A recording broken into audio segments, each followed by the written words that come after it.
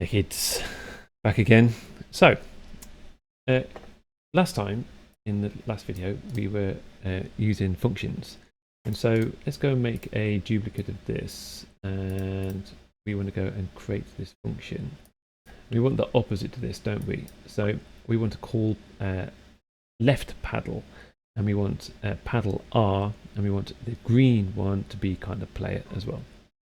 So, but we want this not to be 150, we want it to be 10, I suppose. If this one's 150, then I suppose it wants to be 10. Okay, let's go and create a function and make a function. Call this call underscore paddle L, like that. Done.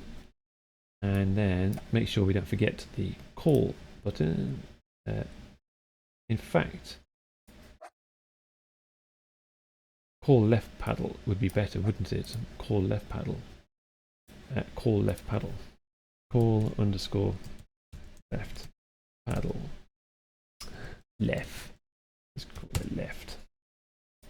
Right, call left paddle. Go and get the call button. This one here. And what we want to do is pretty much create this and duplicate this. And what I want is a new variable and paddle underscore L, like that.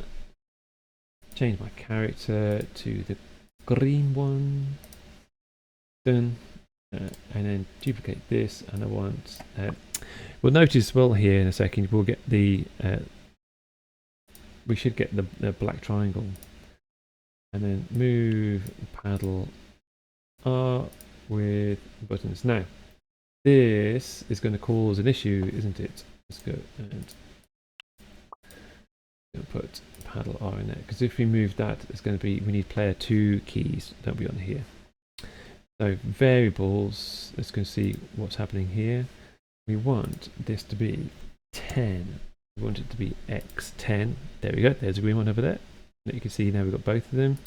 So here they're ready to play. So that's ready to move. And then we'll put the player 2 keys in here. Let's go and get player 2 keys. Player 2, remove my sprite buttons. And then VX we want 0 because we don't want to go side to side. We just want to go up and down. There we go. That's the black triangle telling us that we're wrong. And then this is paddle L. And it should. Now, keys are K and I. If you're not sure, we'll show you how this works. In the keyboard here, it tells you what player 1 and player 2 can do. So you can go and work that out. You can see how it works. Look, KI right there. Let's go and make sure KI, that's KI. So I am pressing K and I just to show you that I'm using K and I. There we go. All right.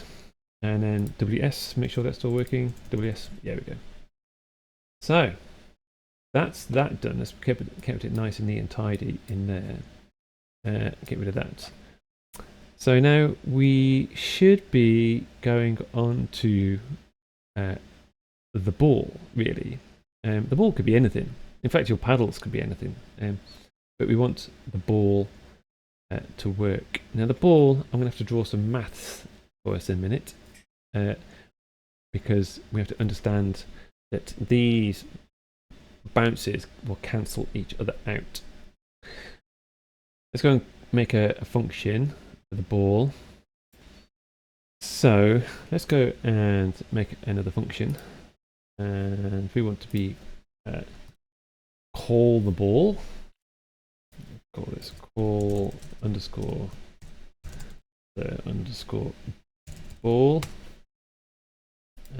So let's go and call the ball functions. Go and get call the ball. That's what we want. And then call the ball. Let's go make some space down here. Call the ball. So we need to go set our sprite to be something there. So go to our sprite, and we want some kind of ball. And we could draw it, I suppose. But I suppose we can also go to the gallery. We could choose anything we want in here. We could use the heart, the white heart. It's quite small. Could use the heart. Could use the dog. If you wanted to use the cloud. I might go and draw one, to be honest. So I might go and get this to be 4x4. and then maybe something grey.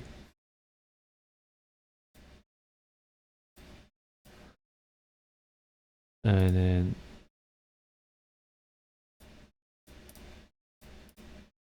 done. Call this tennis ball underscore ball. Done. So then I've got that. So that ball then will need to have some kind of velocity going about it. So it's going to create some speed. Speed as well as, let's make a new variable and we'll call it, I'll call this tennis ball because in my mind this can't be a player anymore, and it can't be a projectile. Projectiles are different. Projectiles are things that you shoot, or you they will shoot from. So we'll call this ball. Just make a new kind. Make a new kind of character. Call it a ball. I've got a tennis ball and a ball.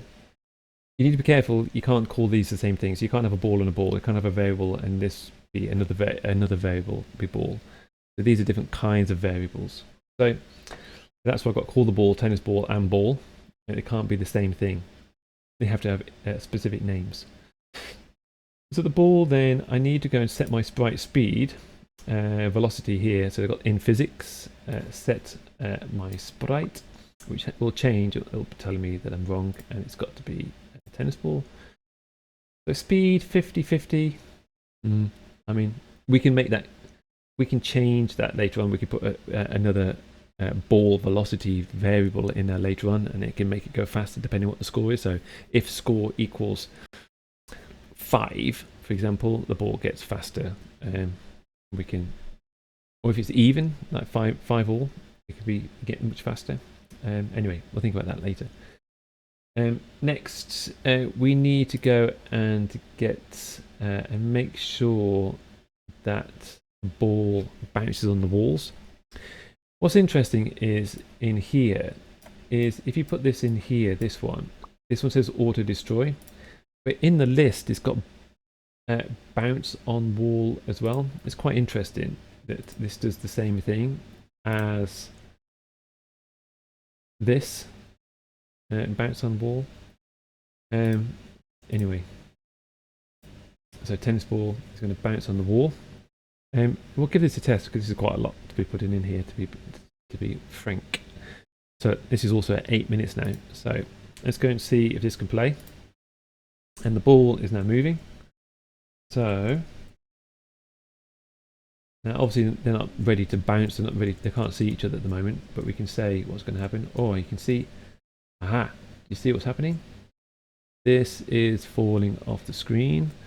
Both of these, before I close off now, will need inside paddle.